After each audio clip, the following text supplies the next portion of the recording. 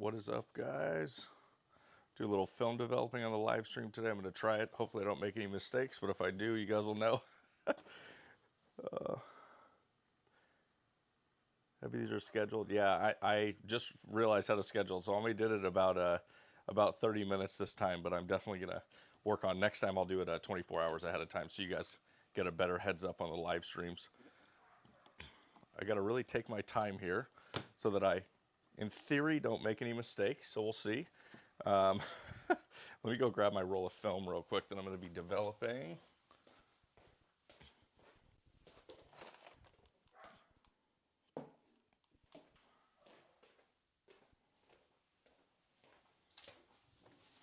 All right. How are you guys doing today? All right, got 11 people here. Let a few more people get in here.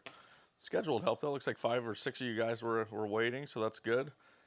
I already mixed up my developer. I'm going to be doing C-41, so colored negative today. We're going to be using the lab box, Cinestill chemical kit, and then I got a new scanning setup that I want to try with my SL that's going to be really fun as well. So I'm excited to try that. So this is, like I said, already mixed developer. Cinestill makes this really cool kit. They make a liquid version of it and a powder version. This is the powder. The liquid's a little easier to mix, which I do like.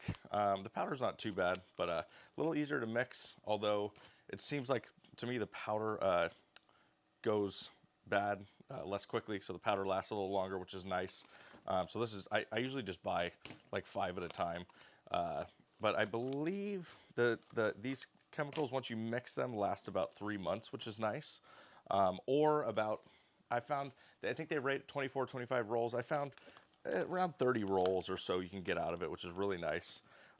So pure chemical wise, you're looking at maybe about $1 per roll, which is not too bad. Although I do think the chemicals recently just went up in price, as everything nowadays. But that's how it goes, right? But for me, I don't develop my own film to save cost. It was a little bit out of necessity because some of you guys may or may not know I shoot a lot of large format film. So 8x10, 4x5, 6x17, weird panoramic formats, 4x10. So I said it's not a cost saving things, but the 8x10 film is incredibly expensive to develop and scan. I think it could be $50 to $100 per photo, which already the film's really expensive.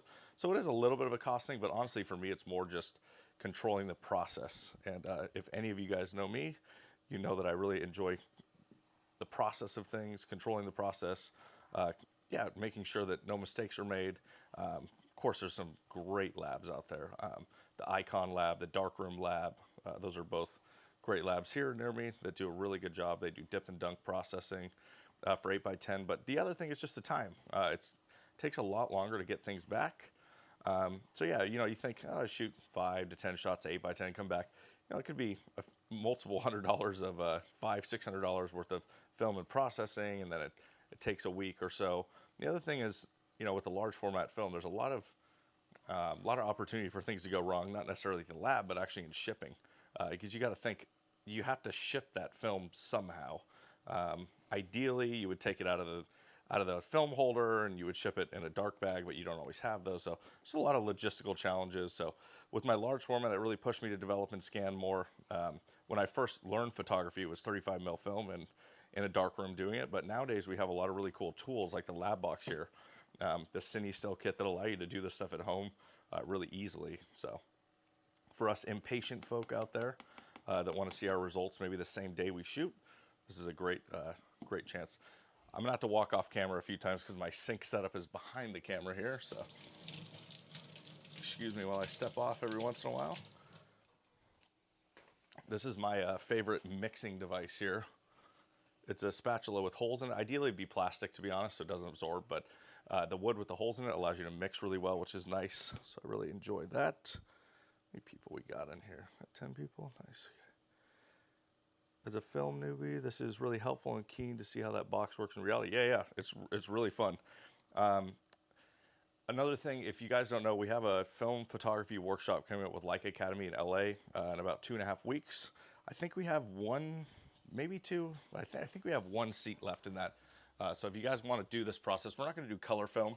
We're going to do black and white, which I actually think is a little bit more difficult than color, to be honest with you. But we're going to be doing some black and white film. We're going to be using the lab box and a lot of the same techniques that you see here. So if you guys want to do this hands-on, you want to learn how to do it, the cool thing, you're even going to get the lab box to take home with you. You're going to get a film carrier to scan to take home with you. So it's going to be really fun. So excuse me if I mentioned that a few times in here as new people joined, but last live stream we actually had a couple people sign up for it, which is really cool, and people were asking questions. So just want to make sure anybody has questions or maybe doesn't know about that, get the word out, because like I said, I think we have one more seat left. So seems to be very popular so far. Again, excuse me, I'm just topping off my chemistry here. I understand this might not be the most interesting for all you Leica people out there that maybe don't shoot film, don't, only shoot digital, or maybe you're not interested in doing your own developing. But like I tell people, if you're going to shoot film, I think developing and scanning film at least once is a really good idea. It gives you an idea of the process. It's just kind of therapeutic. My friend Cam Mackey put out a really great video yesterday about doing some developing at home. If I can put a link to that. I'll put a link in here eventually to that. But yeah, that was a really great video. If you guys want to check out a few more thoughts behind why you might develop and scan at home, he's got some really good information in there. Resonated with me quite well. But yeah, it's going to take a while. It's going to be a few hours probably. Because I'm going to develop and then I'll put it, I have a filtered film dryer, so it will go in there. Grab myself some extra napkins. All right, got my roll of film. I'm going to be developing some Portra 800, 35 mil that I did on a shoot the other night. You guys know I'm usually post a video first and the next day I go live, but I'm hoping to maybe show some of these shots in the video. So I will probably come out on Saturday morning, I'm guessing. But I shot on my MP3 here, which is one of my favorite cameras for film. Modern camera, the MP3 is really nice. I shot the 35 Noctilux, and I also shot the 50 Classic reissue that you see here. So this was a really fun combination to shoot for you Leica people out there. What's up, Cam? Cam just joined us. Yeah, let me throw a link to his video. Let me pull it up real quick.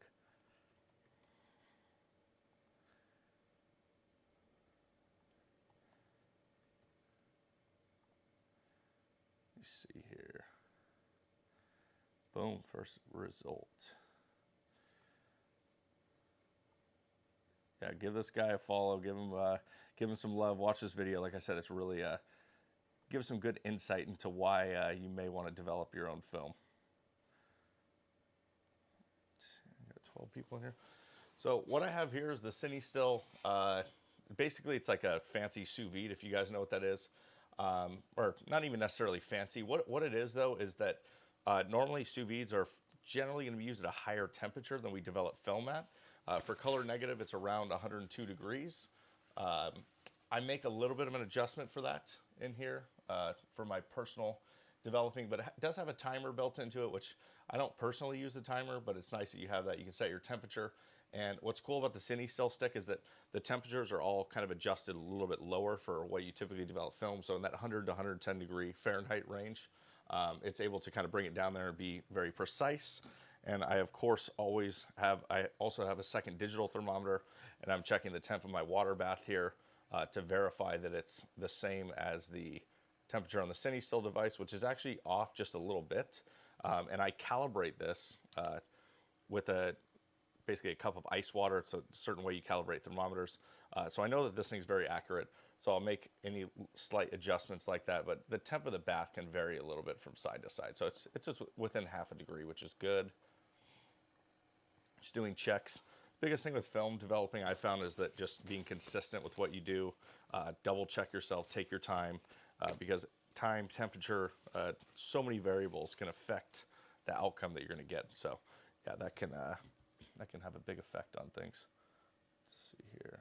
If you guys have any questions about film developing, Leica stuff as well, like this is just a hangout, phase one stuff, anything I'm making videos on, any questions you guys might have, like I said, we're just hanging out, doing to develop some film. Thought it'd be cool to do it on stream. Use a lab box here. Okay, this is, my Bleach is all good. C-41's all good. So what you can see here, there's two containers here. There's one that develops and one that bleach and fixes. So this is all set, like I said, in the Cine Still temp bath. It's circulating water around them to bring up the temperature. And yeah, it's a pretty simple setup. It's really cool. What I was saying earlier is I actually think that C-41 film is easier to develop than black and white. The reason for that is it requires a little bit more as far as a temperature control system. The Cine Still stick is around $100. It's really not too bad. As you can see, I just have it in like a cheap $5 plastic bin I got at Home Depot. But why I think it's easier is that the cool thing is with black and white film, if you have Tri-X and you have Delta 3200 and you have any different film like a Monopan 50, they all take different development time. Certain films like the Monopan 50 or like Tri-X HC110 is a great developer, D76, but then a film like Monopan, they recommend a different developer. They actually say do not use those. So not only do you have different developers, but you have different times. Temperature is going to stay the same. Typically, you're going to want to be around 68 degrees Fahrenheit. But yeah, what makes it difficult is that each film has a different time. So if you want to shoot, you're like, I want to shoot a couple rolls of Tri-X, I want to shoot some, like I said, Delta 3200, whatever, different films. They're all going to require different times, so you have to develop them all individually. Of course, you can mix, like if you have multiple of the same roll, you can do that. But a lot of times I like to shoot different films, or as the light changes, maybe I'll bump up the film speed that I'm using, or I push and pull. But the cool thing is about color negative is that I could have this roll of Portra 800, I could have Portra 160, I could have Pro Image 100, any C-41 film, even XP2, the black and white C-41 film that Ilford makes, you can do them all in the same bath. So the lab box is a single roll, but a lot of times if I have big batches, I'll develop in a Patterson tank or in my Jobo. So sometimes I can have 3 or 6 rolls at a time in one, and what's cool is I can mix it.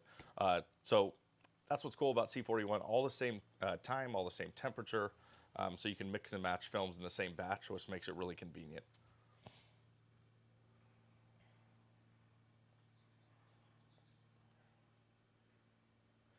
And by the way, Benny, if you're still watching, I know you left a comment about where to source special Leicas and things like that. So I replied to you. I don't know if you saw it, but if you send me a message on Instagram, I can give you some recommendations for that. I'm going to make sure I got my lab box all set up correctly here. Lab box, in my opinion, is definitely the most convenient for people just starting out. It's got a pretty foolproof system, which I really like. Cut off my leader here, nice and straight. It's generally what you do no matter what you're using to develop your film.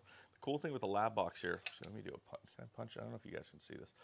The lab box has basically like a reel inside here, and then this cool clamping system, which basically clamps and secures the film, which is really cool. So it's you don't need a dark bag or anything like that normally you need for film photography, for developing purposes. So you don't need a dark room, don't need a dark bag. It's really convenient. Once you clip the film on here and you start it, you put this lid on, and that's what makes it light tight, and then everything else is done within the lab box, which is super cool. So that's why we're using it in our workshop. It's going to be very convenient and a lot easier for beginners. Because with a Patterson tank or a Jobo, it's not super difficult, but it does require a little bit of practice to basically feed the film onto the rolls. When you do it out of the bag and light and you're just practicing, you're like, oh, it's not too bad. But once you get in the bag and you're doing it all by feel and memory, it can be a little bit challenging. So the lab box is a little bit more of a easy way to do it. And like I said, it secures right on here, which is really nice. So just makes your life a little bit more simple, which I really like. You clamp it onto here. Sits in here. There. Clockwise. So basically, once you clip it on like this, what's cool about it is it just kind of sucks it into the reel. So it's a little bit weird because it's up like this. And obviously, once you kind of get it started, traditionally, you're going to close the lid right away. But what you do is then you crank, and then it actually spools it right on the reel, which is so convenient. So now that I have it locked in there, and I see that it's starting to catch on the reel, I'm going to put this lid on here. And what this has, which a lot of developing tanks and things have. It's like a multi-baffle system, so the light has to like go up and down and up and down, so it's not able to reach over those baffles. And then you have your pour spout here as well.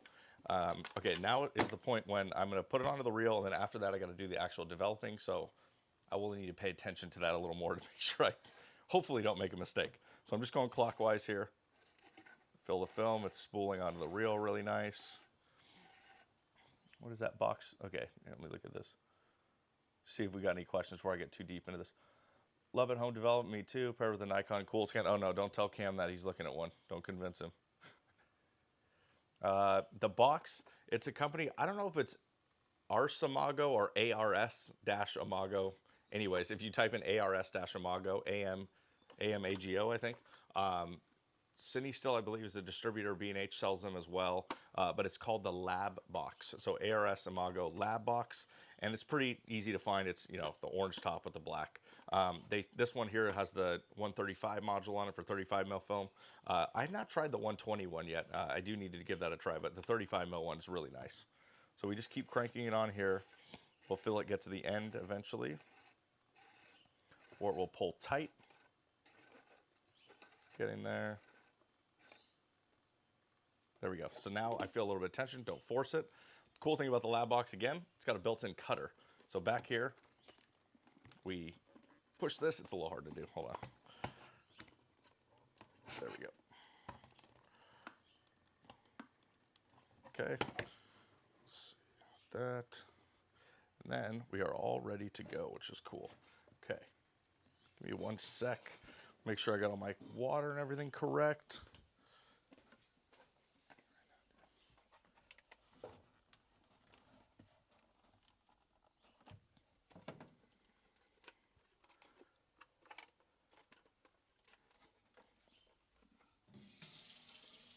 Sec here.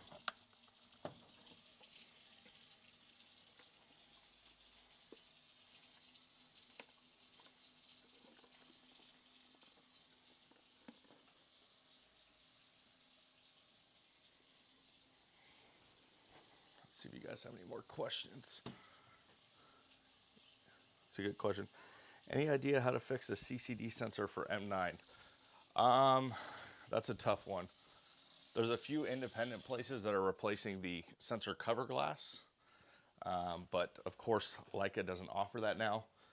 It's a tough one because we love the M9 so much, but yeah, without having it directly done by the factory, that can be quite a bit of a challenge, to be honest with you. So yeah, there's a few third-party places that do it. I know there's a place in China that does it, but I don't want to give you guys any suggestions, to be honest, because I haven't personally tried them, so I'm not going to recommend anything I haven't personally tried. So that's a tough one, unfortunately. I'm assuming you're asking because you love the M9 and you don't want to do this, but in case you don't know, Leica does offer an upgrade program for the M9 for people that have corroded sensors, which is really cool. And I think they give you like a incredibly fair trade-in price for your M9, which is really nice. So that is an option for sure. All right, give me 1 sec. I realized I left something upstairs. Let me go grab this real quick. 2 seconds.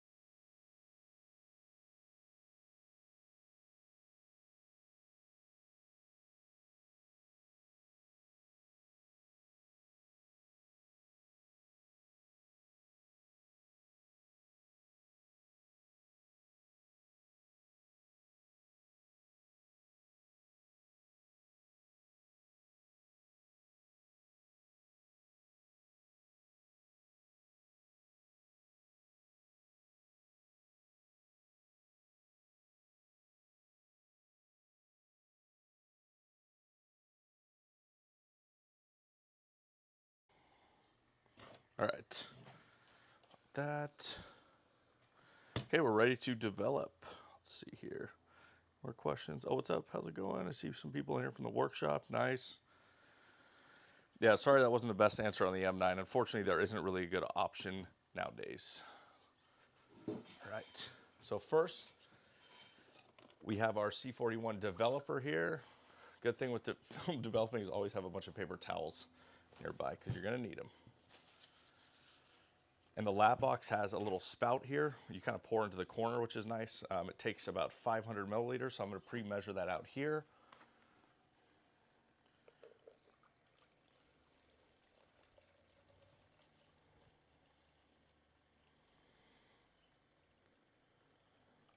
Just so we don't over pour. Let me get this pouring in here. Actually, wait, hold on. Distracted mistake. Live streaming and film developing. I highly do not recommend this, but we're going to give it a try. Timer.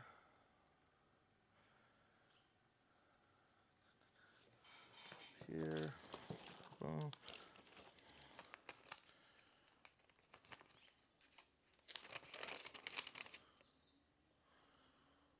Double checking my development time here. Boom, boom, boom. 3.5 minutes. I actually get my development time, like if it's 3:30, I'm gonna give myself an extra 5 seconds to account for the pour. I do that here. And as I pour, nice and slowly, just gonna rotate the lever on the lab box clockwise here. Everything's good. I muted myself last stream, so just making sure you guys can still hear me.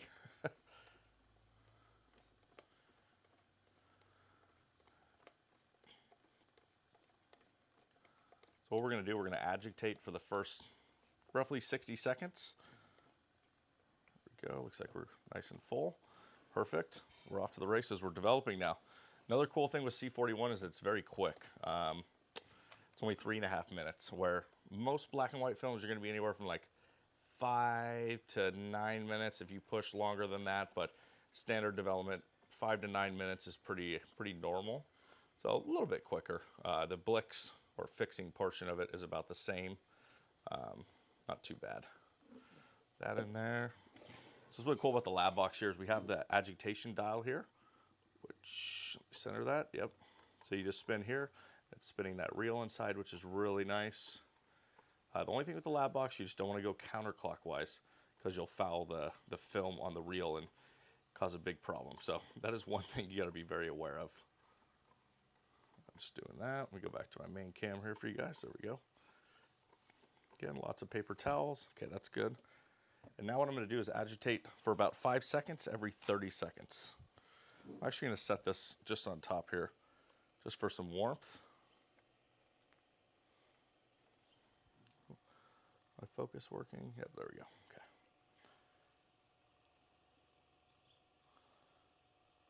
Sometimes people pre-rinse their film or pre-warm with a wash. You can do that as well. But I don't feel that it makes too big of a difference. Okay, we're getting there.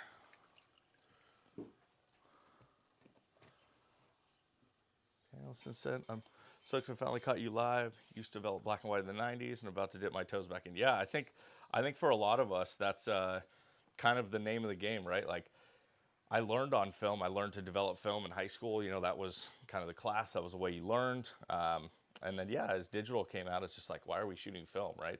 And, yeah, interesting how that changes, and we have a newfound appreciation for it, right? But I think a lot of us have maybe developed film in the past, and then we come back to it because of many different reasons. But I really love developing my own film like this. Yeah, just think there's nothing quite like it. I'm gonna get my funnel ready here. Actually, I'm gonna rinse it. I'm just gonna double check. If you're unsure of something, stop, think about what you're doing, re-rinse things. You don't want bleach fixer to go in your developer because it will kill it instantly. So you want to really be careful, no cross-contamination. And yeah, we're already within 30 seconds. So I'm gonna pour it back into here because this is gonna be a little more convenient. And then I'm gonna go over to my wash bay and do some rinsing.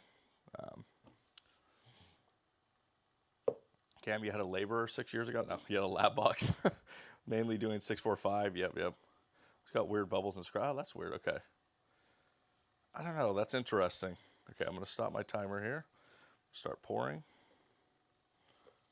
Like I said, I haven't tried the 120 module on this yet, so for 35, it's worked really good for me. All right, give me 1 sec. I'm gonna do a little rinse here. If you guys have any other questions, please let me know. It doesn't have to be film developing related. Of course, if you do, please ask me. But so I'm just doing some rinsing over here. Sorry, it's off camera. I don't have a second angle set up over here. But directly behind the camera, like I mentioned, I actually did a video on it. It's a little embarrassing. It's an old video, but I have a little bit of a video that kind of shows some of my process of some of the equipment that I have. But I just wanted to bring the lab box on and kind of show you guys, like, you don't need all this insane lab equipment. Of course, if you're developing in a huge batch of film and things like that, it's going to make your life a little bit easier, of course, but it's not necessary. So if you just want to dip your toes back into it, try a little bit, the lab box is a good way to kind of get started. Let me get this rinse going here. Almost done. All right, so with my final water rinse here, I'm just going to agitate this for a while I pour this chemistry back in.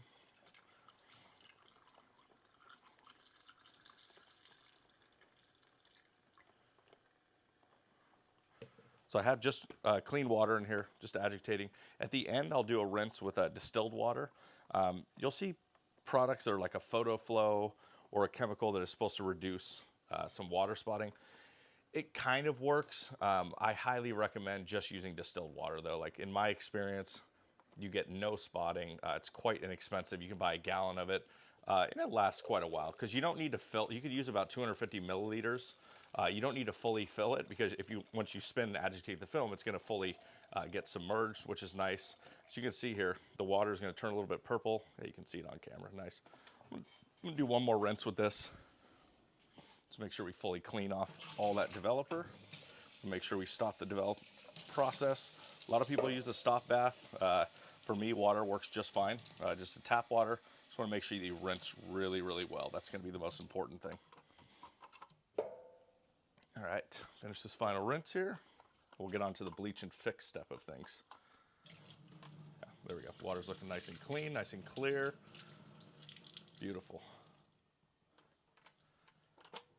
We want to make sure we get all that water out of there because we don't want to dilute the bleach and fixer. And also make sure you pour all your developer back into the bottle as much as you can. Okay, let me rinse this and then we're going to get to the Blix. I also have a new scanning setup that I'm pretty excited to try as well. Always trying to, I have like, again, a Fuji Frontier, which is like a full professional lab scanner that typically people don't have at their houses, but I did find one some years back. But yeah, I really still enjoy camera scanning. I know some people don't, which is cool, but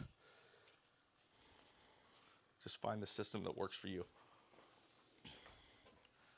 Again, it's all about reducing the barrier of entry. So this film scanning setup, it'll be my first time using it. I've never used it before. It looks really cool. It's called the Veloy Easy 35. It actually attaches basically directly to the end of your macro lens. Because normally I have like a copy stand, a light table, all these different things, which are quite expensive, take up a lot of room. So in theory, this should take up less room, be easier to use, and get really nice results. So I'm excited to try that. All right, so this is a bleach and fix that we see here. Same thing, I'm gonna measure out about 500 milliliters in here. Remember buying a Jumbo for 200 bucks? I know, right? That's crazy. That was the time when no one wanted that stuff though, right? So now it's like Cam and I were talking about the Fuji Frontier 500, which I had, and and he told me the price, and I'm just like, gee, I almost like choke on what I was drinking. I was just like, oh my gosh, I can't believe what it's gone to, but it's crazy. All right, this we're gonna do for 8 minutes. I'm just gonna do 8:35. The bleach and fix is not as critical timing-wise, because once it basically locks it in, you're not gonna hurt the film, so I always just tend to err on the side of a little bit more time. 8 minutes and 30 seconds.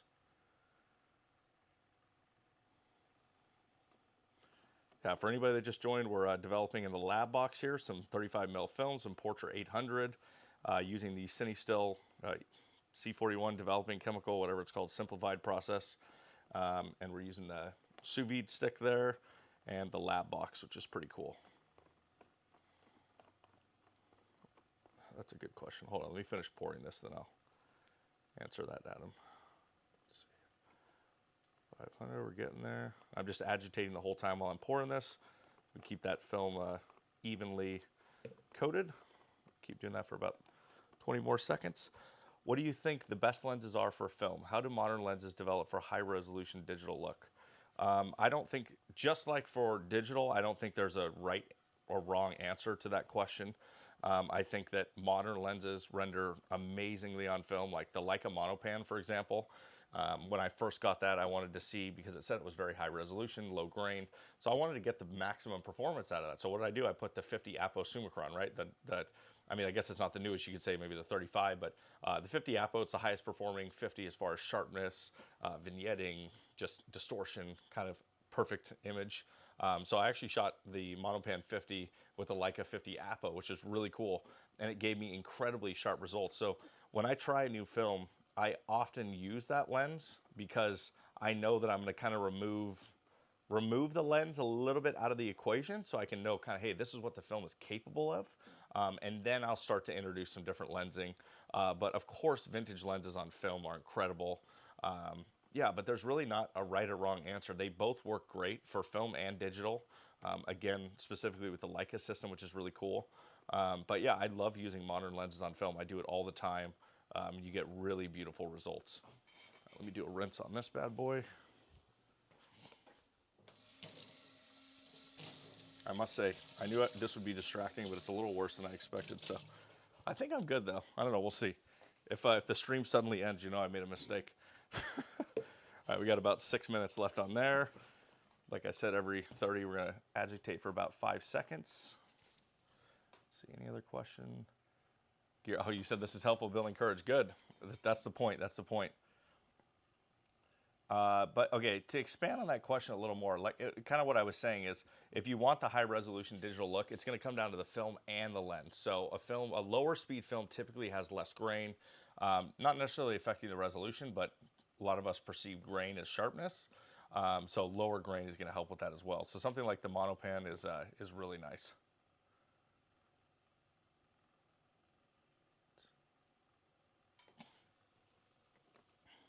All right, do a little agitation here. Get this ready to re-pour.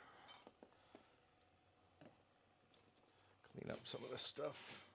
Like I said, you make a mess when you do this. It's good to have a lot of, sometimes I'll just put a towel down. That works good too. Probably do that now.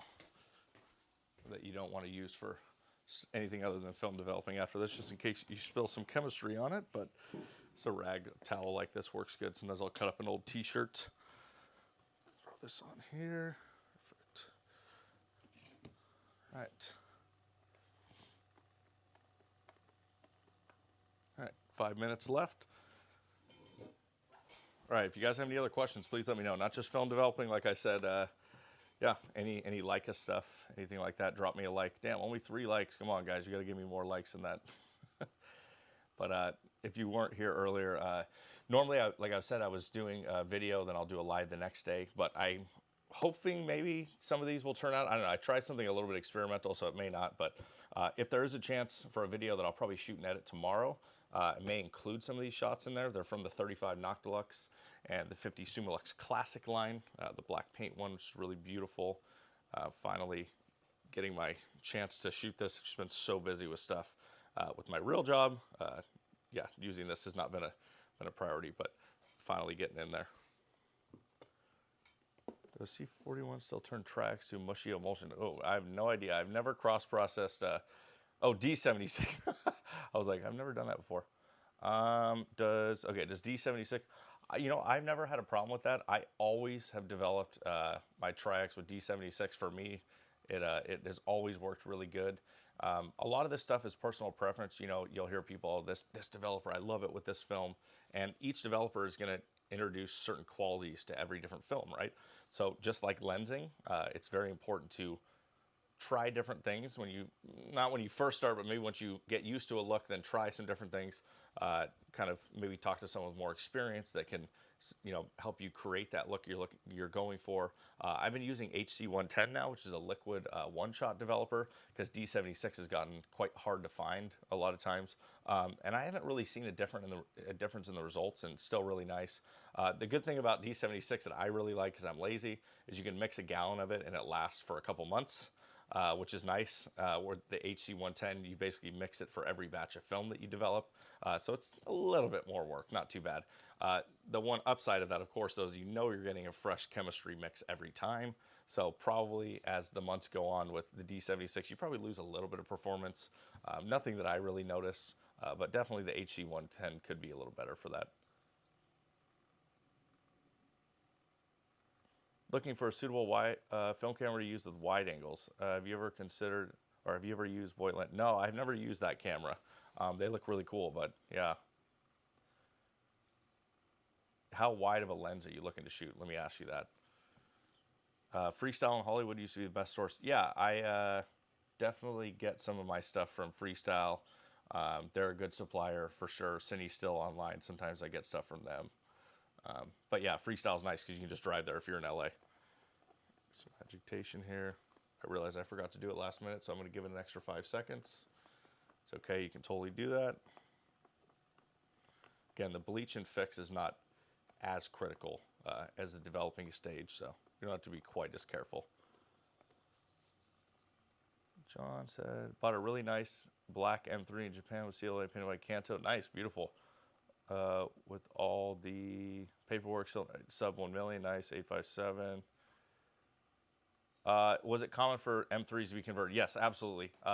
You'll see a lot of M3s that were converted from double stroke to single stroke, either by Leica or independent technicians.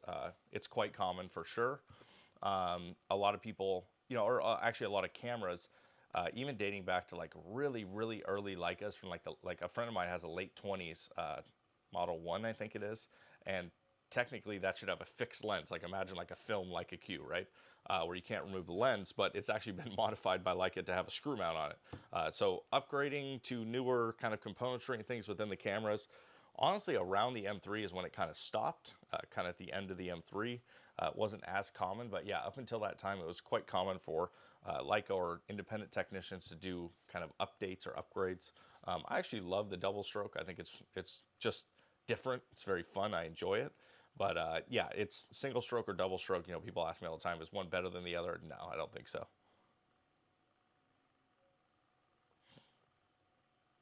Like a 21 Super Elmar and the Voight. Okay. Yeah, I've never used 21s natively in a rangefinder before. Of course, 28 is typically going to be the widest you're going to find in a Leica. What I do for those is just use an external viewfinder. I know it's not perfectly accurate, but at the same time, neither is a rangefinder. And the thing is, with something like a 21, even a 21 at like f4, you have quite a large depth of field. Let's stop this. So you have quite a large depth of field at f4 on a 21. So a lot of times I'll just zone focus. So that's how I personally do it. But yeah, if you want critical focus, I like using an external viewfinder. For me, that's nice, but because you sacrifice when you introduce that really wide frame line in there, you kind of sacrifice some of your longer focal lengths. So you just got to decide kind of what is most important to you. All right, let me go get some water in this. I can dump this. And our development process is already pretty much done, believe it or not. It goes quick when you're on stream. But yeah, the development's not bad at all. Get a quick rinse here.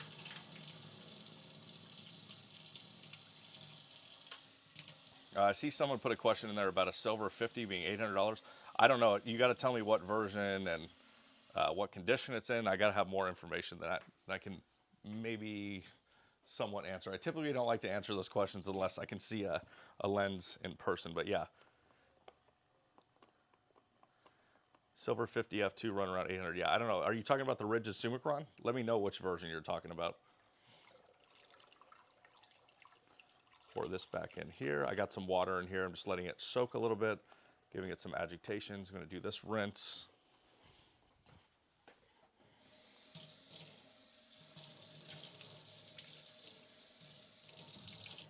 All right.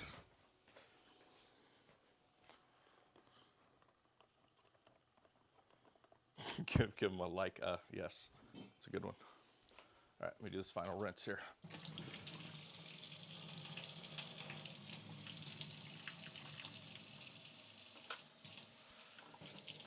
Now, you guys can't see this on camera, but now that the bleach and fix is done, you can actually take the lid off. You're fully safe to expose the film inside there to light because the process is all finished. So now what I actually like to do, I'll bring this back on just so you can see. So now we have the lab box open. See if we have images on here. Pop this stuff out. Give it a really good rinse. This thing pops out and that releases your film here. Perfect. Let me go do my final distilled wash rinse and we'll be ready to dry this thing.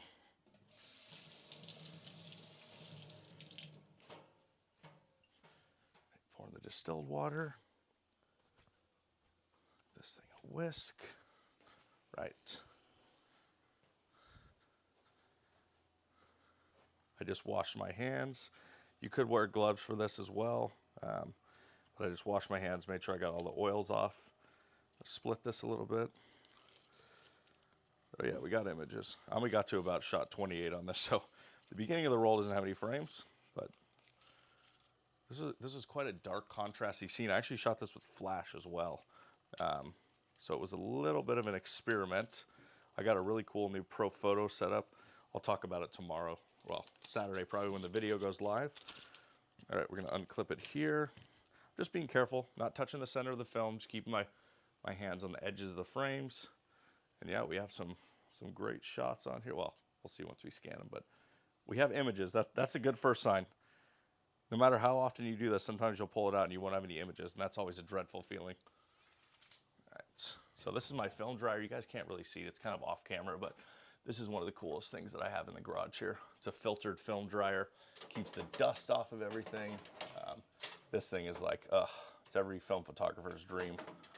Really, really love this. It's actually not a film dryer. I should correct myself. It's a scientific dryer that can be used for a range of things. So, you know, repurposing things is great, right? So I found this on a college like surplus sale, I think, and yeah, it works great. I love that thing. Get this rinsed here. Turn that dryer on. But yeah, if you guys have developed film at home, you know that dust clinging to the film when you first take it out and it's still wet can be a big problem, especially when you camera scan. You use a lab scanner, because lab scanners have basically, it's called digital ice, which is like it stands for something to remove dust and imperfections. It does a remarkable job at it. Unfortunately, no one in software yet has developed anything for digital cameras when it comes to camera scanning. So we want to keep the film as clean as possible, as free of dust, because that can be an incredibly time-intensive process. All right, let me get this thing plugged in here. Get the heater on. This thing usually takes about 15 minutes to dry. So we can just hang out now. We're all done already, believe it or not. Cue the drum roll, exactly. All right. Yes, like a 50 millimeter Summicron rigid.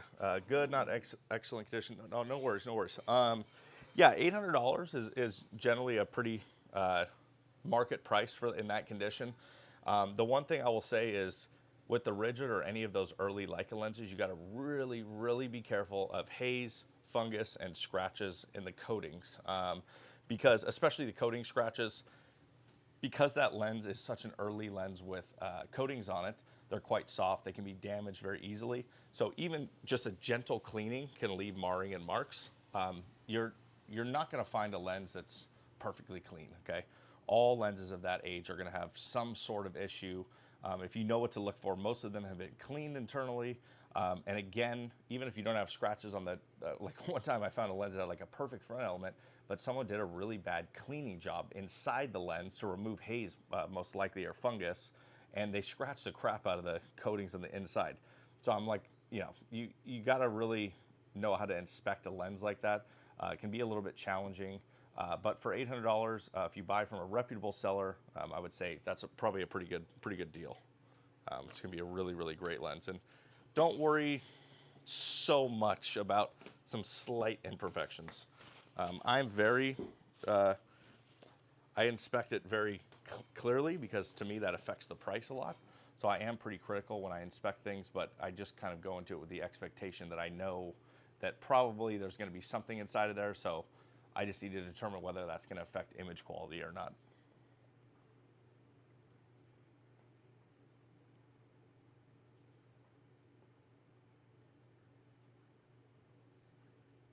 All right, nice. Film dryer's moving.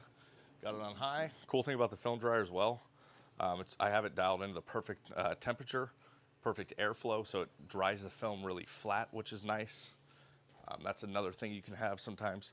But typically, when you have curled film, what that actually means is that it's not dry. So a lot of times people say, oh yeah, film feels dry to the touch, but it's actually not. Well, it's dry to the touch, but it may not be dry fully all the way through, so that can cause problems. Okay, I'm going to clear off the workbench here a little bit now that we're done developing for now. And I am going to try to set up this new film scanning setup that I got today.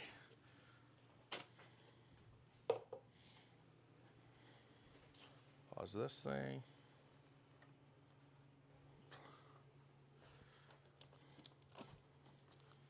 Move this off of here. Take these out first. You guys going to see me make a fool out of myself. Okay. All right. Lots of water on a workbench next to cameras and electronics are not my favorite thing, so move that out of the way. This stuff dried. You guys are slow today. You're not asking me enough questions. You guys got to ask more. Anything you guys want to know about? If I know about it, I'll tell you. If I don't, I'll tell you as well. But anything Leica or stuff like that, any questions I can help you guys with. You know, as I've been posting more frequently, it's been great. A lot of new people following and all that stuff that goes along with it. But I get about, just so you guys know, about 40, 50 different people a day asking me questions, whether it's YouTube in comments or Instagram messages, all over the place. And I really do my best to answer all those questions, but sometimes some of them slip through the cracks, or I'm on a shoot or something and I just forget to reply. So I do my best, but these live streams are really the best way for you guys to interact with me, ask questions. Of course, I do appreciate the comments on the videos. Don't stop doing that. But yeah, this is the best way because I'm kind of locked into replying. There's nothing else distracting me, which is good. So that's why I enjoy this. I can typically answer a lot of questions in a short amount of time and not repeat too much. Okay, this is the Veloy EZ35. It's basically this setup here. So what this is it is basically a light box that attaches directly to the front of your macro lens, which is cool. It comes with different filter adapters, a bunch of different stuff. I'm not an expert with this particular ones by any means, but basically what it does is it just takes all the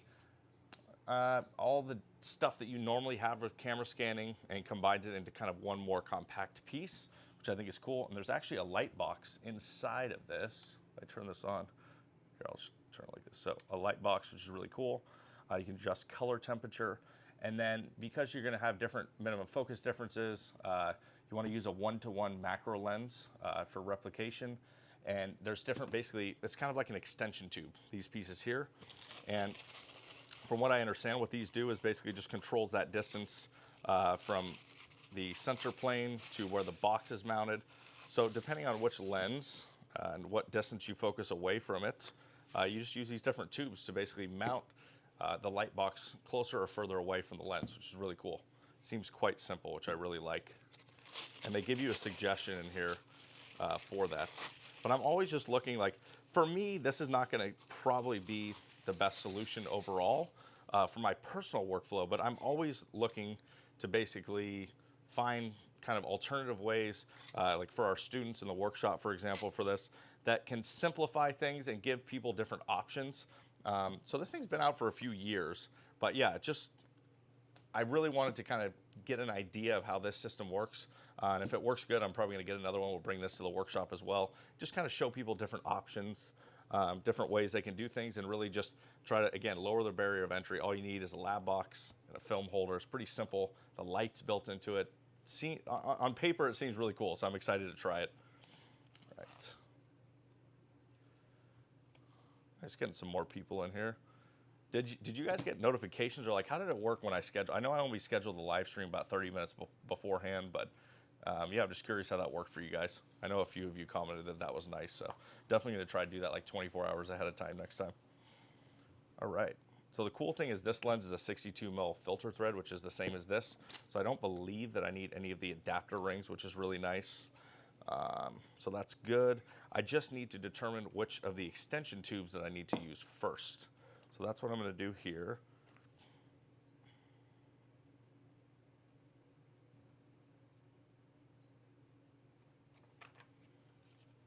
Just popped out. Okay, gotcha. Oh, that's cool. So okay, it's got a set screw, easy rotation. That totally makes sense. This is nice. They provide like a really good quick start guide, which is cool. If you're not, well, normally like me, where I just jump on YouTube and I try to watch videos, but this is pretty nice. It's quite good information here. I think it gave me a recommended length for the extension tubes right here. That's cool. So it basically shows you, like, depending on which lens you have, which focal length, oh, sorry, over here, which focal length you have, and then is it a full frame, is it a crop sensor? It kind of gives you a recommendation and a place to start for the extension tubes, which is pretty cool. So I have a 70mm lens, and I have full frame. So it's saying to start around one long tube, okay, plus one medium tube. Got it. Okay. So I believe that would be this.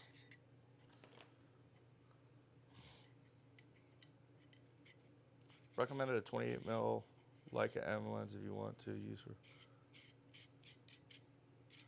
I love the 28 Summilux. I mean, just in general, I just love that lens. It's so good. It is a little large and heavy, and it's a little pricey. If you buy it used, you can get quite a good deal for a very clean copy. But yeah, typically I really enjoy the 28 Summilux. If you want something a little more affordable, a little bit smaller, the 28 Summicron is great as well. With 28s, Cam Mackey and I had this conversation a little while ago. Leica in the M line has a lot more 35s and 50s, even 75s. There's different options. You're a little more limited with 28s. One of the old school vintage ones, which I really love, is the 9mm, but that's an Elmer. It's only a 2.8, so it's also very expensive. It has a few limitations that aren't totally ideal with it. It's kind of an interesting lens, but for most people, I think a 28 Summicron spherical is really good, or the 28 Summilux. The 28 Lux is nice because it really creates a great 3D pop and separation with your subject if you're doing portraits, which I really like. So yeah, I'd say 28 Summicron or a 28 Summilux. Either way, you can't go wrong. The jump from f2 to 1.4 with the Summicron to the Summilux is depth of field wise a lot more than it is on paper. The Summilux is a lot shallower, but the 28 performs really well. An honorable mention would also be the 28 Elmerit 2.8. If crazy like bokeh is not really too big of a deal to you, you just want something really sharp and high performance, small, compact, lightweight, also quite affordable. The Elmerit's actually sharper than either of those lenses. So if sharpness is what you're after, architecture, landscape, things like that, the 28 Elmerit's a really great lens as well. So yeah, I'm curious about the Valoy kit. The 120 version has my interest. Yeah, for sure.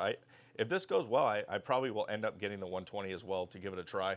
And annoyingly, this literally just showed up today, and this morning they announced a version 2 of this. So I've heard really good things about this, though, and it looks like they're going to offer an upgrade kit for this, which is nice. So I probably will get that upgrade eventually. All right, I'm going to thread this on here. I think I'm doing this right. You know what? You probably...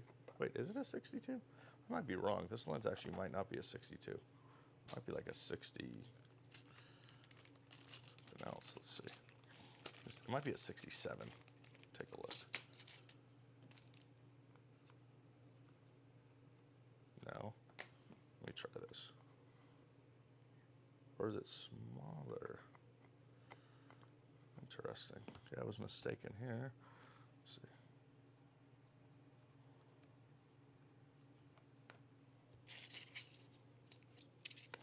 What did you use that roll on? Do you mean what camera?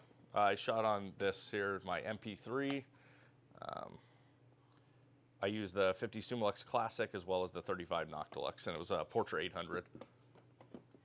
Let me go through here and figure out what the heck size this is. That's cool. They provide you with a bunch of different step-up rings for different filter thread lenses. Definitely not a 52. Try this. No? Okay, smaller.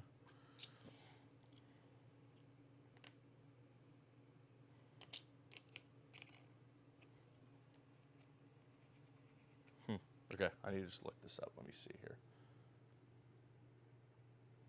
And I'm doing this live with you guys, so just bear with me. Sigma.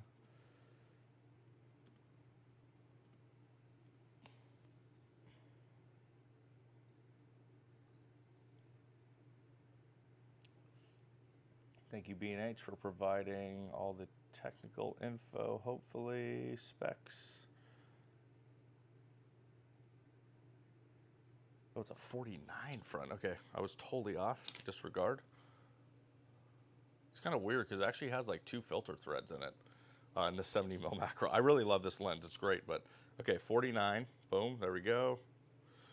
So we can get this screwed in here. I'm going to scan with the Leica SL3S. Huh, I don't know if this is going to work.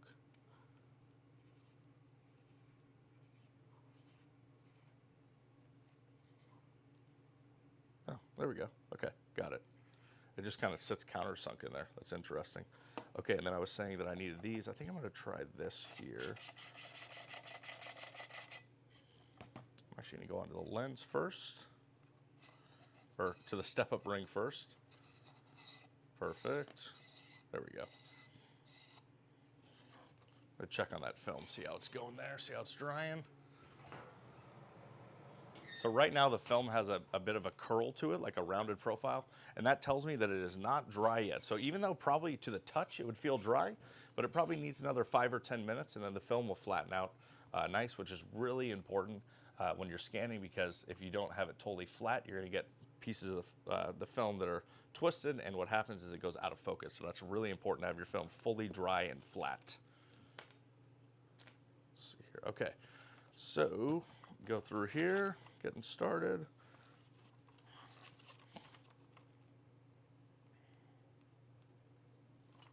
Okay, hold the thread up. Just following the instructions here. Tighten that down. This is really cool. If this works good, this is going to be a very, very cool solution. There we go. So it goes tight, and then what's cool about this is it has this set screwer, so you loosen that, and then you can reposition the scanning box to line up perfectly straight with your lens, which we got there. Gently tighten that down. Okay, very cool. I actually have some other film in here I'm going to use to experiment with.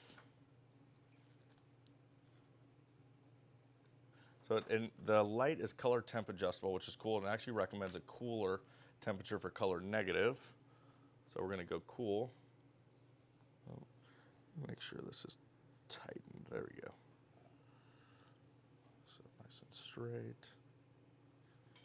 Perfect. Okay, these are my extra rings here. I'm going to put these away.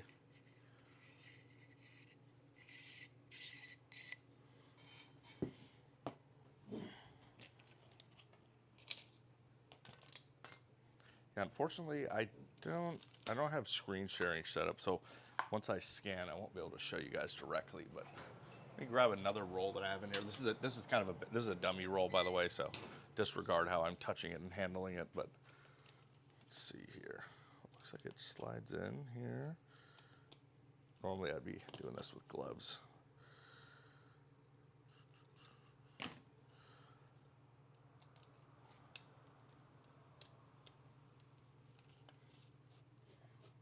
Let me get some gloves for when I do that color roll. Cotton gloves work well.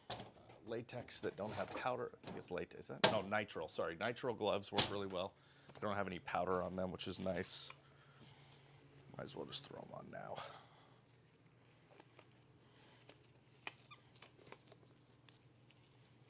You know, if you guys have any other questions on things, stuff we can answer. Thanks for hanging out with me. This is fun. It appears, at least on first glance, that I didn't mess up the developing process, so that's good. Wow, this is really weird. I'm so used to having, like, you know, I was going to bring my copy stand over here and everything. This is really cool. Oh, no memory card. That's not going to work. Give me a sec here. Do that.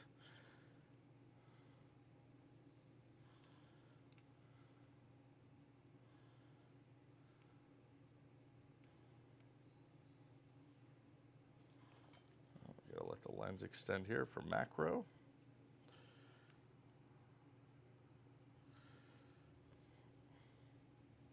I think I might need more. Oh, there we go. No, we're getting there. Oh, yeah. Wow, there it is. I fed my film in upside down. That's not ideal, but we can always flip that in post. Let's see here. Huh. This is really cool. Okay, so aperture-wise, I'm going to be right around 5.6 or so, maybe f8. I'll probably do f8 just for a little bit of, not necessarily sharpness. This lens probably performs better at 5.6, but I just, in case the film is not perfectly flat, being around f8 is just going to give you a little more depth of field. So just for the initial test of this holder, I'll be at f8, but if I see that it holds everything really flat, and this film here is very flat as well, I'll probably just shoot at 5.6 and get a little more performance out of the lens that way. But now that we're in the focus range, I'm actually going to switch to manual focus and punch in. And the best way to do your focusing here is actually to focus on the grain. So I'm going to do that here. Got an Amazon order coming. Disregard that. There we go. Focus on the grain. Yeah, this looks really good. I'm just going to kind of feed through. Again, this is not a roll. I'm actually going to scan right now. I'm going to wait for that color roll to come out. But yeah, this is really cool. So far, it looks very good. Switch, see what AF does. Typically, what I'm going to do is set a 2-second timer on here, or we're going to use a shutter release, or releasing from the app is really nice as well, because you don't want to introduce any shake into the system. And I try to keep my shutter speed around a 60th of a second. The higher you can get, the better. Of course, this light source is quite bright, which is nice, so it seems like around 125th of a second, even at f8, it's going to work, which is really nice. Focus mode, I'm going to go just to AFS. It doesn't really matter because we're not doing that here. Exposure metering, got that set. White balance, I'm going to go match the light source here. But the color temp, as long as you're shooting it raw, which you absolutely should be doing this, shouldn't matter because you can change it later, but it's always good to set that. 5600, perfect.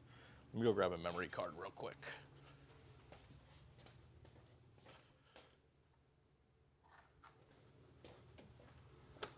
All right, my CF Express. Do you need a macro lens when scanning or just a 90-100 lens? Yes, you do need a macro lens, preferably one that does what's called a 1-to-1 macro, which means that it replicates in 1-to-1 size, meaning a frame of 35mm film is a 3:2 ratio. Your sensor in this camera, your APS-C camera, is a 3:2 as well. So what that means is that you should pretty much be able to get in and capture the full sensor and not have to crop off too much.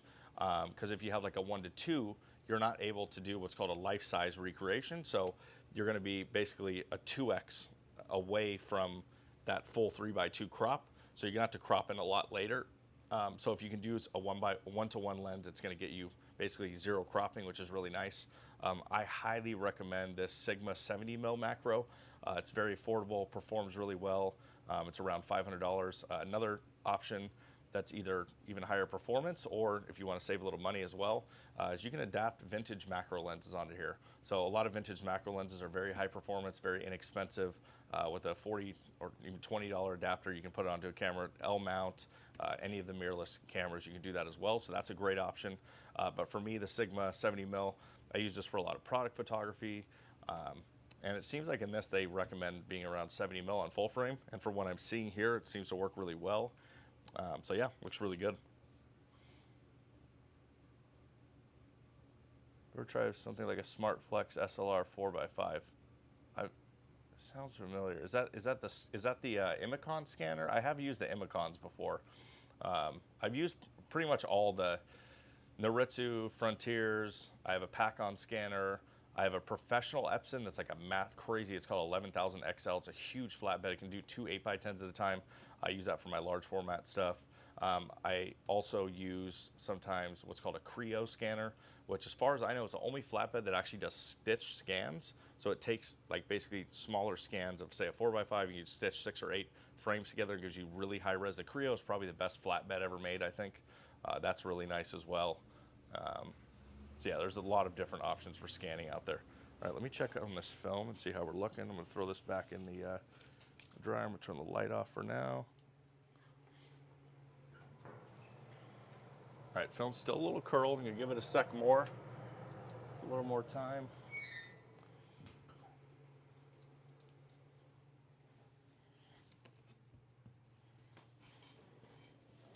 Oh, it's a camera Kickstarter project that does 4x. Interesting, huh? Oh, okay, yeah, I do think I saw that. It was an SLR 4x5, right? I actually have a really, really cool camera, so that for me wouldn't be necessary. I have a 4x5 Graflex that has been converted by a guy named John Minix. It's called an Aero Liberator.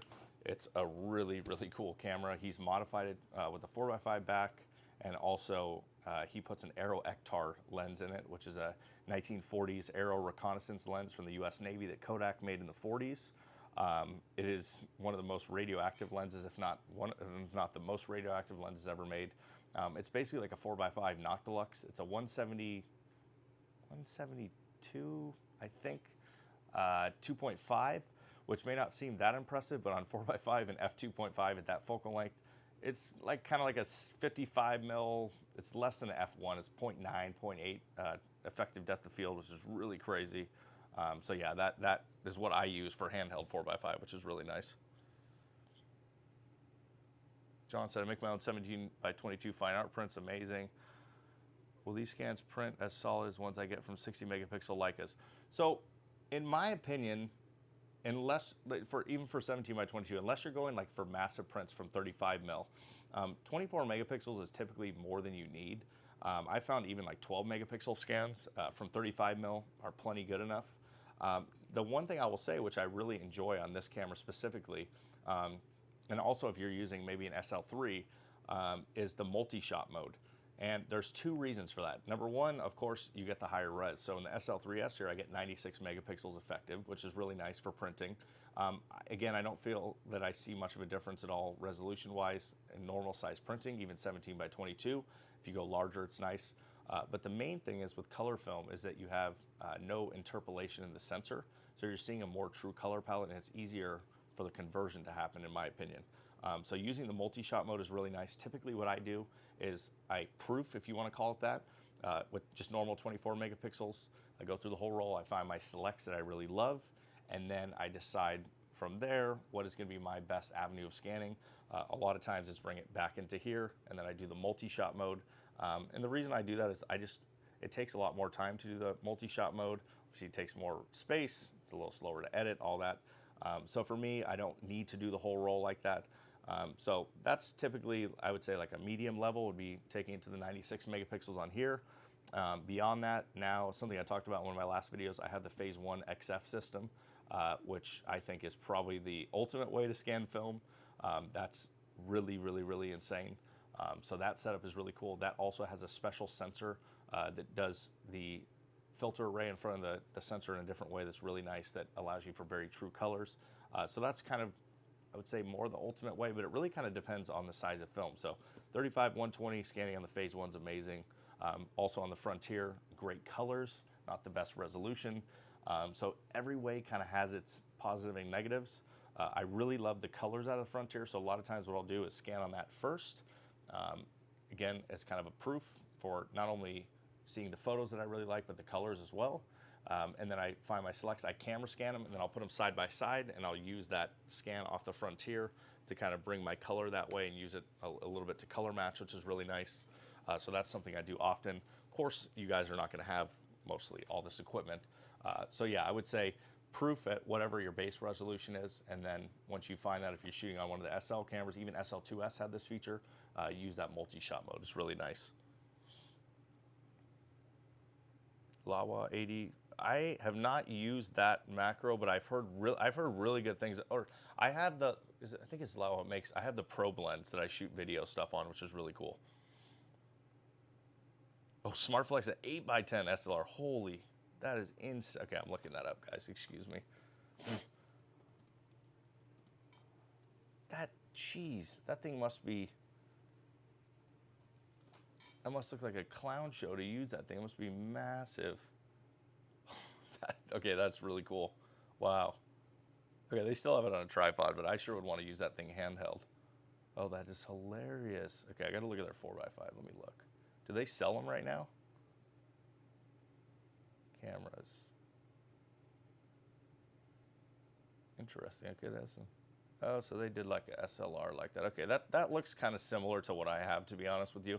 But yeah, look up John Minnick's Aero Liberator. It's kind of like really, really high end, really custom. They're all numbered. He keeps track of them. He's a cool guy. Does a really good job.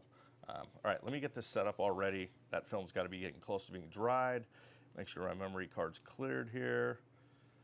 Set in single mode. I'm going to turn on 2-second timer, which Leica has made incredibly frustrating in the menu system with this new update.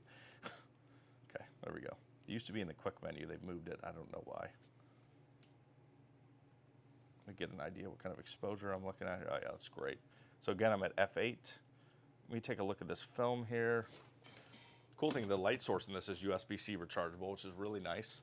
I'm trying to convert over all to USB-C if I can. Okay, film is still slightly curled. I'm gonna give it another 2 or 3 minutes. It's getting close. It's flattening. Again, that film would have felt dry to the touch for probably the last 15 minutes. But yeah, it's just, again, you want it as flat as possible, especially in a holder like this, because this holder is not, from what I can see, not doing too much actual flattening. But yeah, it's a really cool device, man. I'm really hope this gives me good results. All right, let me check and make sure my white balance is set properly. 5500, that matches the light source. DNG, perfect, okay. Have you tried the Konica Hexar RF? Yes, I have. That's the baby M7. Probably, I don't know, some argue that it's better than the M7 because it has a 4,000th of a second shutter speed, which is really cool. And they're quite affordable, which is nice. I do really like that camera, but for you, Cam, the only thing I'd be a little nervous about is how rough you are with your equipment, because that camera does have a lot of electronics inside of it. So yeah, it's maybe for the price, it would be worth it for you to get and try. I think you would really love it. It gives you the Leica rangefinder experience, but with a lot of kind of technical advancements. It's a very cool, very underappreciated camera. I don't personally own one right now. I used to have one. But yeah, it's just, it doesn't have the heft of an M7, let's say, but image quality wise, again, film camera is just a box that holds the film, right? I forget, did that camera might have had auto film advance too, which is pretty cool. But again, the more you have auto features and things, there's more electronics and motors and things in there that could go bad. So for you, that's something to think about for sure.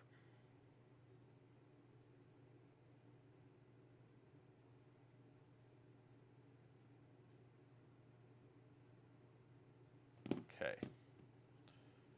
See how long we've been going here. About 2 more minutes. Still can't pick between that and the M7.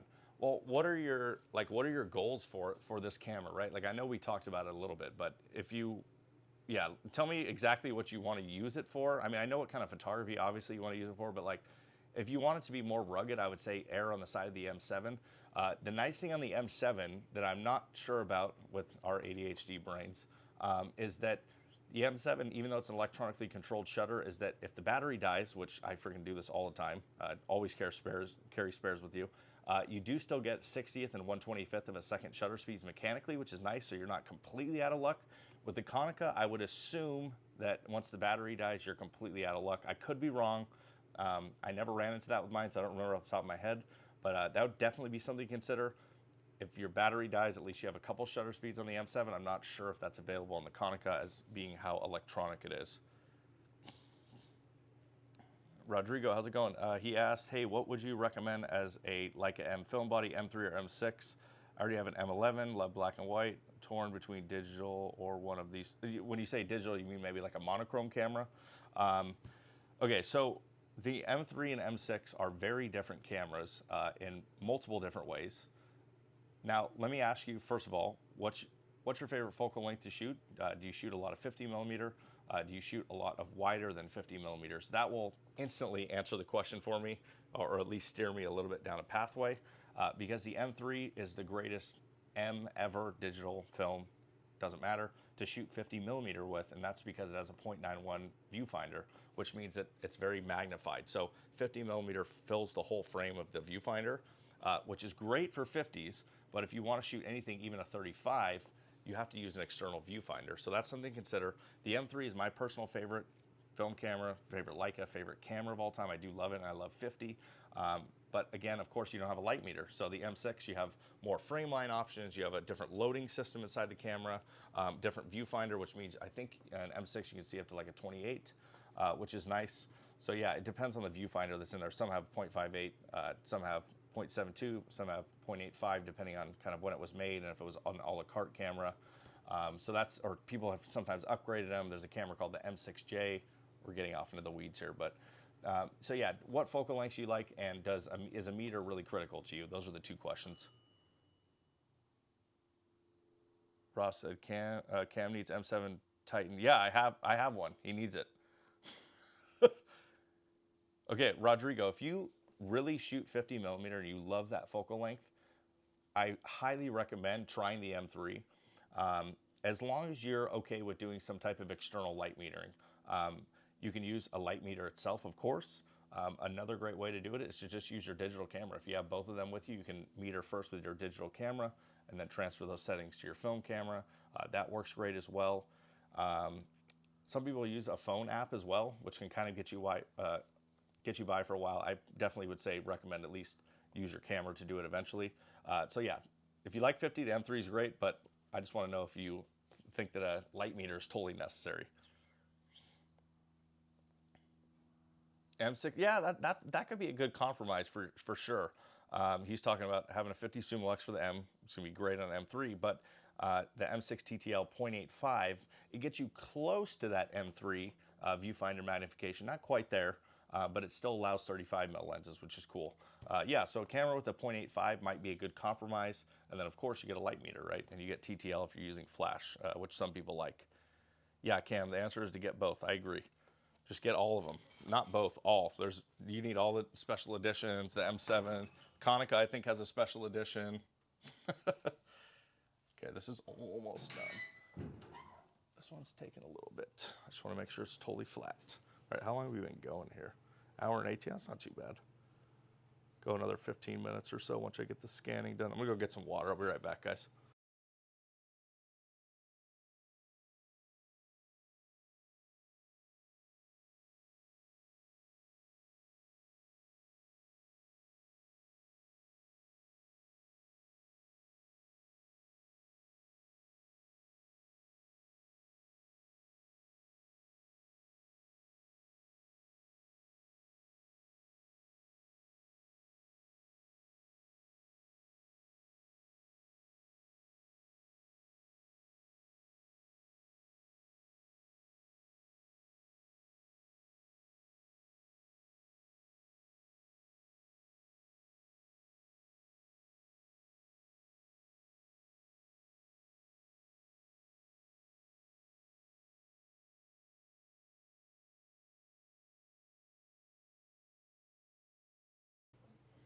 All right, we're back. Sorry, it's like, wow, it's hot in Southern California. It's like 86, 87 degrees here today. It's crazy.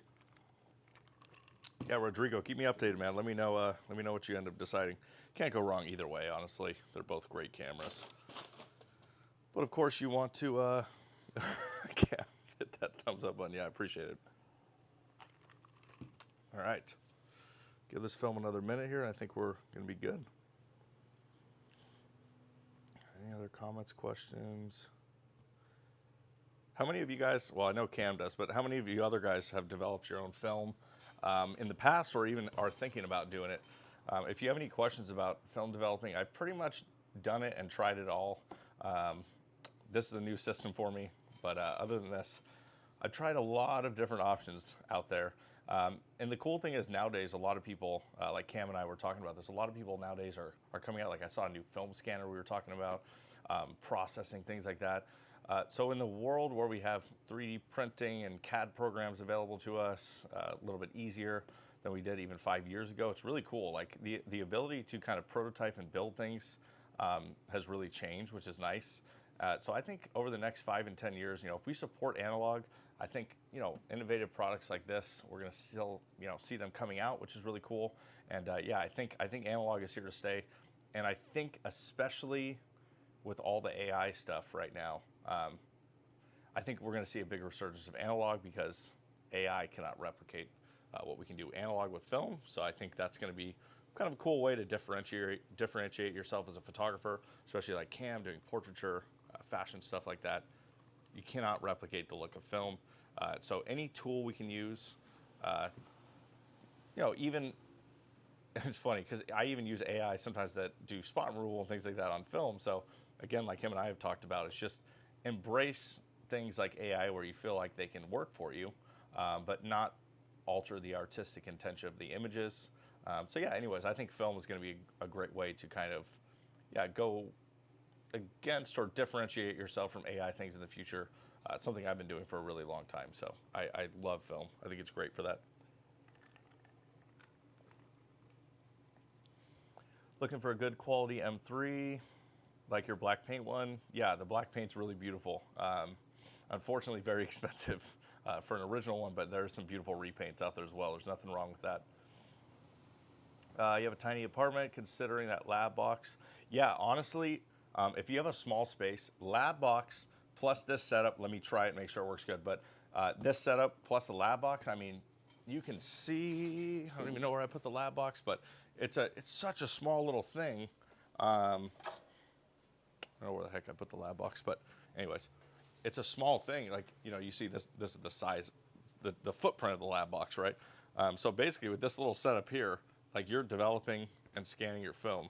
And of course, most of you are not gonna have a film dryer. So what I recommend is steaming up your bathroom because the steam helps to basically settle the dust to the ground and then hang your film in there to dry for 3 or 4 hours. It'll dry nice and quick.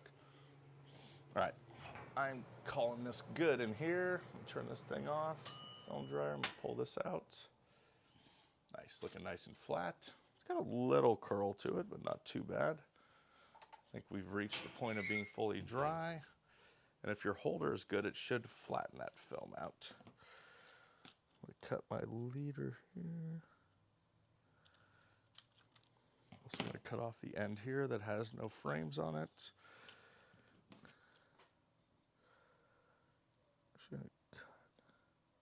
Trying to cut between the sprocket holes so that it gives me a nice flat end to the film there.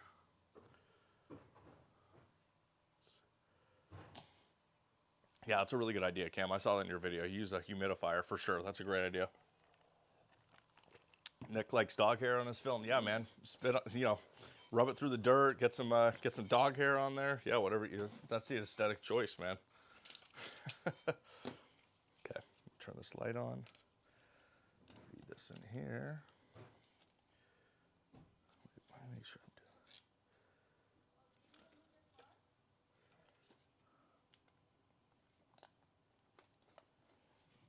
doing. Oh, this is so odd to me because I'm used to the copy stand. Okay, let that lens extend. Bring my first frame in here. Again, I got it on that 2-second timer. Looks like on this I'm at 60th of a second. Start firing here. Go. And I hope this works good because this is really cool.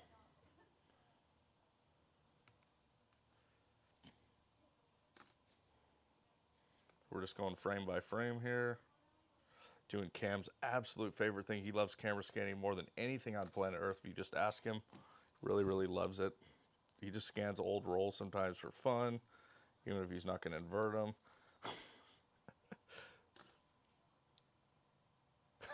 What's up, Joe? Oh, it's funny.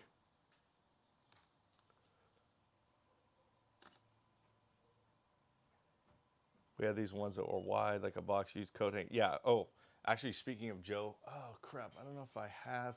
Okay, so at the Japanese dollar store, I forget, is it like 99? Or, I don't. Joe, if you're still watching, let me know where you got those things. Or Korean markets, I think as well have them. But they're basically it's like a drying rack, and it has a bunch of clips that hang on them. And people will sell like a film specific one. They're like a few $100s. I swear to God, I think he paid like $1 for this thing, and it works great. When him and I develop like tons of rolls of film, we need extra space. We'll use those to hang. It works really, really good. Just made me remember that.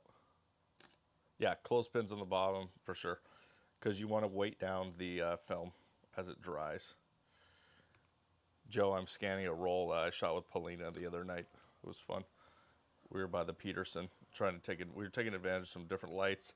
I just got the whole Pro Photo setup. I got the A10 and I got their Click softbox. Gosh, what a cool softbox setup. I knew that it magnetized, but I didn't totally realize exactly how the Click system worked. And it sets up like so quickly. After I finish scanning this, I'll show you guys. It's really cool. And I use some color filters. Oh, Daiso. Oh, yeah, okay. Joe said if you have a Daiso market, you can find those laundry hangers, laundry rack. Yeah, they work really good. And it has the clothespins that hold it up top, or whatever you want to call them, the little clips built into it, which is really cool. So even if you just, like for me in my film dryer, I needed clips. So I just butchered one of those things and I took all the clips off of it, which worked really good. So this light source is very bright because I'm getting 60th of a second even at f8, which is pretty good. Joe, you're gonna have to come check out this setup. I got the Veloy EZ35 that attaches right to the macro lens, which is pretty cool. I'm giving it a try. Let's see here. Already about halfway through. This is really tricky to expose, and I was also using flash. My digital shots were a little dark. The contrast was really high, so I don't know how these are going to turn out. I'm not totally sure. We'll have to see, but again, Portra 800, Cine Still C-41 developing kit, using the Veloy EZ35 to do my scanning here, which is really cool. Very simple. So I'm loving this setup so far. Man, I really hope the results of this are good, because this is going to be a game changer for my scanning. You could literally do this. I could take this on the road. Like, it's crazy to think. Sometimes I do that. I'll develop out on the road. Oh, this one has some crazy flaring. And then, oh, you know what? Cam, live on stream, I'm going to buy that Filmamat. Is it Filmamat that makes the inversion software? I want to try it. There's different softwares because, of course, we're photographing a negative, right? So once you bring this directly into your computer, you're not done. You have to invert the negative somehow. If you're shooting slide film, you would be done. You would just finish a crop, be good to go because slide film is a positive. But with black and white or C-41, you're going to be negative, right? So you have to invert it. The program I've used forever is a program called Negative Lab Pro. It's a plug-in for Lightroom. It works really well. It does color correction, does the inversion really nice. But Cam actually talked to me about this company Filmamat, which makes equipment, but they also make a software that's standalone. It's not a plug-in. That's done for film negative inverting. It's not cheap. It's like $170 if I remember correctly. But for me, I'm always just chasing what gives me the best results. So if I get better results from that, it's totally going to be worth it. Okay, we're getting our last shot here. As you guys can see, that is incredibly quick. Again, film dried nice and flat. I'm going to hang this back in here. Film dryer is great for holding your film. Again, like I said, this is kind of my proof at 24 megapixels. Then if I really, really love one of these shots and I want to get the best out of it, I'll put it back in here and I'll do the 96 megapixel. Oh, no, it's not megapixels if you're under 100, it's megapixels. I'll do the megapixel scan, the multi-shot if I really have a shot in there that I love. And we'll go from there. All right, let's see here. My card out of this bad boy. The setup's really cool. Joe. Joe's got a pack on too. All right, let me go grab my card reader real quick.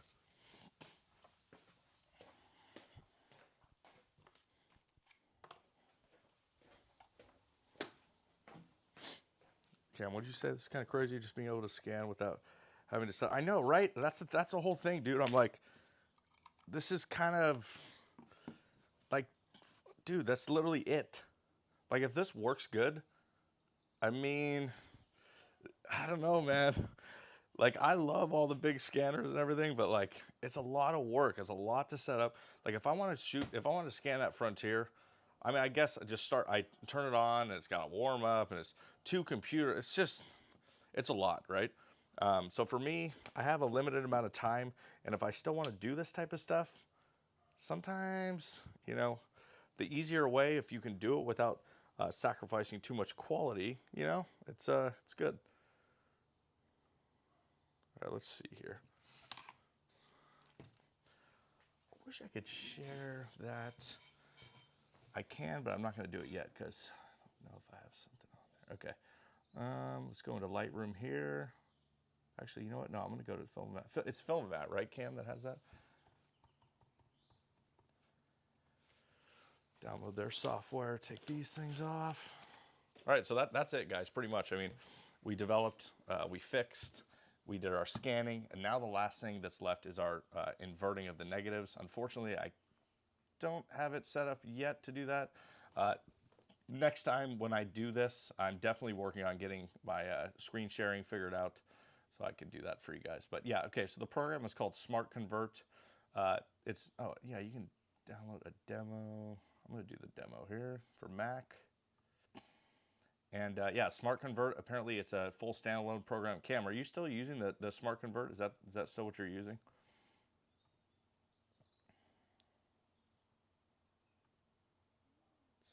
Yeah, Smart Convert, cool.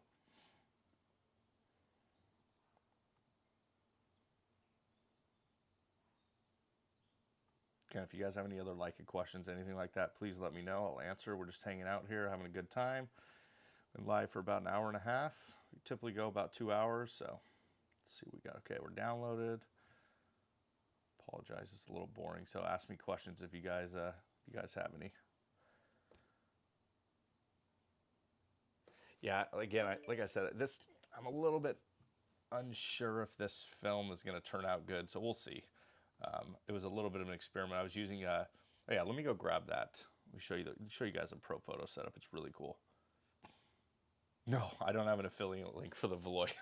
I bought this full price with my own money. That's the thing for me with things like this. Like I just buy them. Like I just try them. If I really love the product later, then maybe we could do something like that. But yes, still using Smart Convert. All right, nice, dude. I'm so excited to try this. Download Smart Convert.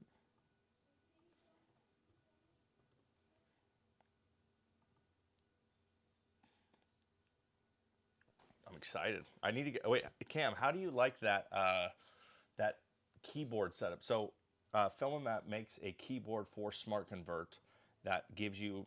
It looks just like my Frontier keyboard actually, which gives you like all the red, green, blue, yellow, magenta, all the color channels on there, which is cool. All in a compact little keyboard. So instead of like going in and moving sliders, I'm assuming you can just kind of use the keyboard, which is really nice. But I do not have that for now. I want to test the software first. If it works really good, I definitely want to order that bad boy. All right. Add images. I'm going to go to my SL3S. Nice. I'm going to add just the DNGs.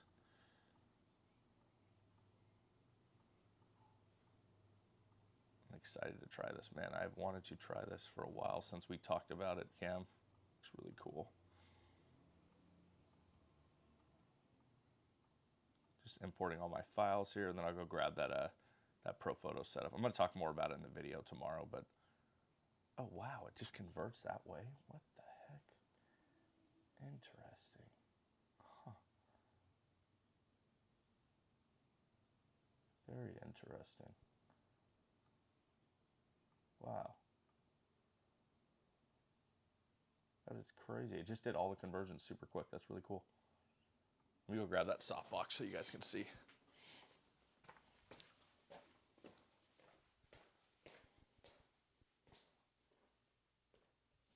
Oh, it's in here. Where I put my equipment.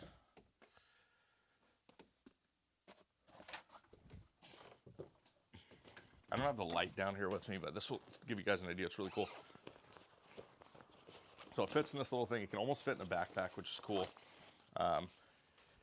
The coolest thing, I guess, with this, it's super lightweight, but all you do to set up the softbox, you just pull this here, and it just clicks in, and that's it. It's done. It's already double diffused. It has a handle here, which is really cool. I mean, this thing is like, this is a 2.3 foot one. They make a 2.7 as well. The Pro Photo stuff is not cheap, but this is pretty cool. And then to break it down, just click that there, and the whole thing pops down.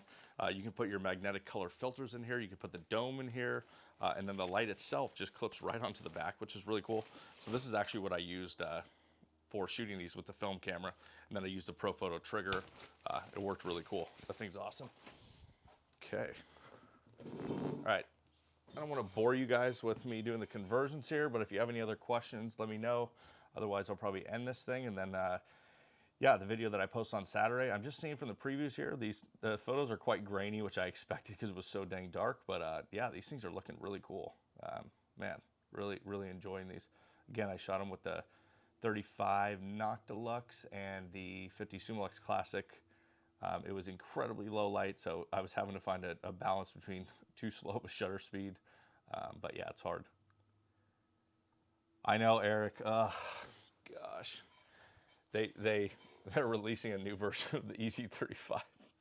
Literally, like I said, mine just showed up today, and then after I opened the dang thing and took some of the wrapping off of it and stuff, I saw that they released a second version. But it looks like they're going to offer an upgrade kit for it, which is cool.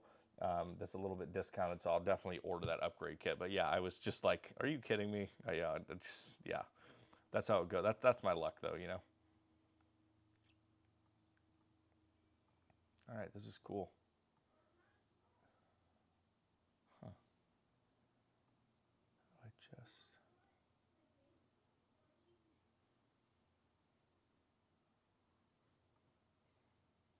Oh, this is really cool having a standalone program like this. I'll probably do a comparison where I do the Negative Lab Pro conversion as well, just to see the difference. Yeah, let me open Lightroom. Did you rate Portra 800 at box speed? Yeah, I did. I found that it works fine at 800. I would say that I gave it a little extra exposure. But yeah, pretty much at box speed. It was so dark, I didn't really have a choice, to be honest with you. I was shooting wide open. Some of these shots at 15th of a second. Because even though I had a flash and I could bump the power of the flash up to give me more in that way, I was actually balancing between it was artificial, but you could call it ambient light coming off of a building. It was this beautiful red light. So I was working within the confines of the brightness of that light where I didn't want to unbalance it. I was trying to create like a really cinematic kind of feel to it. So I balanced some red light with a little bit of like a teal exposure, a green kind of hue to it. So I actually used the softbox. I put I think it was called a jade. I think that's the color. I think it was a jade gel that magnetized in there. So unfortunately, even though I could turn up the flash more and get more power in that way, my ratios would be off for my ambient light. So I was a little bit limited there. Eric said, I feel like an order upgrade too. As I like the first one, it still feels. I know. Okay, you just got yours recently too. How is your experience with it, Eric? I've heard some mixed reviews on it. Some people complain about vignetting. I can tell you that I definitely did not get vignetting, at least in these first ones that I did here.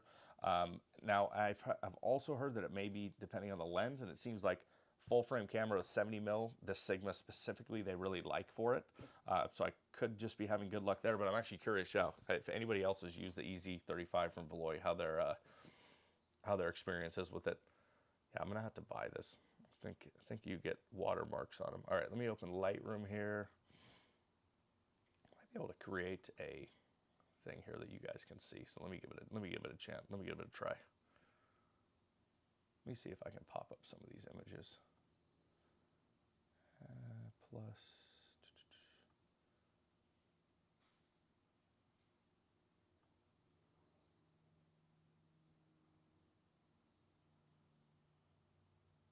do it next time.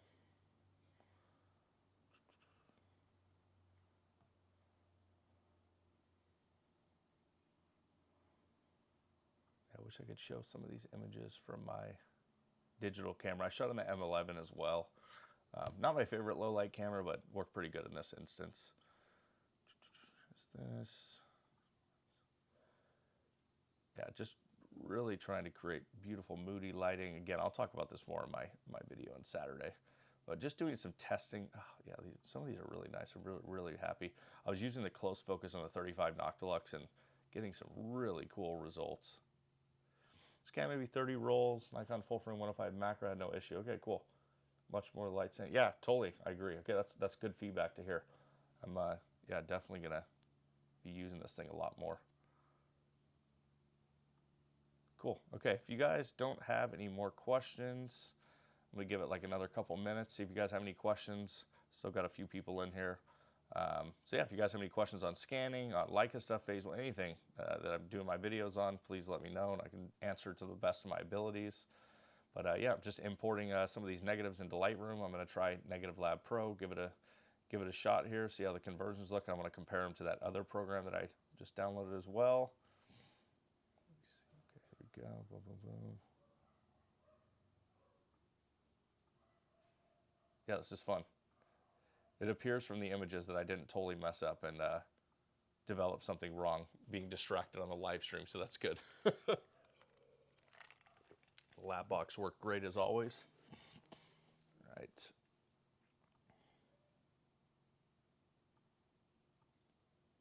So if you could see what I was doing, you take a white balance of the frame first, then you crop in a little bit, because when you do negative inversions, you don't want any of the black borders around the negative, because that will affect the exposure, it will affect the color inversion, things like that. Again, all stuff we're going to cover in the workshop, but yeah, it's very important that you do that. And then I copy my settings here, and then Negative Lab Pro is great. It's really easy, does a really good job. But again, I'm always looking to improve. So if the new Smart Convert program works better, I'll probably switch over to that.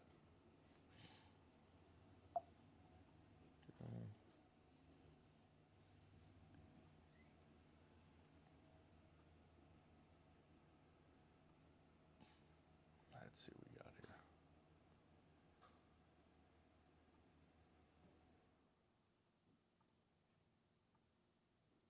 I know, Cam. I know.